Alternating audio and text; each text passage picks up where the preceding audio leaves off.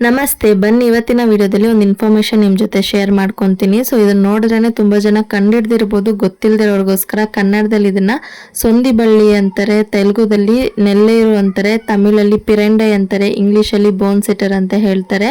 ನೀವು ಗೂಗಲ್ ಅಲ್ಲಿ ಚೆಕ್ ಮಾಡಿ ನೋಡ್ಬೋದು. ಇದರ ಹೆಲ್ತ್ ಬೆನಿಫಿಟ್ಸ್ ತುಂಬಾನೇ ಇದೆ.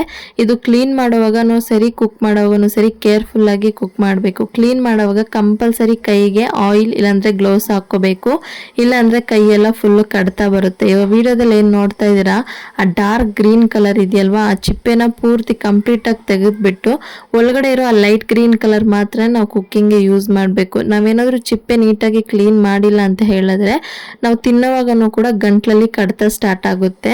ಸೊ ಇವತ್ತಿನ ವಿಡಿಯೋದಲ್ಲಿ ಇದನ್ನ ಹೇಗೆ ಕ್ಲೀನ್ ಮಾಡೋದು ಅಂತ ನೋಡಿರ್ಬೋದು. ಖಂಡಿತ ನಾಳೆ ವಿಡಿಯೋದಲ್ಲಿ ಇದರ ರೆಸಿಪಿ ಚಟ್ನಿ ಹೇಗೆ ಮಾಡೋದಂತ ಶೇರ್ ಮಾಡ್ತೀನಿ. ಸೊ ಮಿಸ್ ಮಾಡದೆ ನೋಡ್ಬೇಕಂದ್ರೆ ಚಾನಲ್ನ ಸಬ್ಸ್ಕ್ರೈಬ್ ಮಾಡ್ಕೊಳ್ಳಿ. ಇನ್ನೊಂದು ವಿಡಿಯೋದಲ್ಲಿ ಸಿಗ್ತೀನಿ. ಬಾಯ್.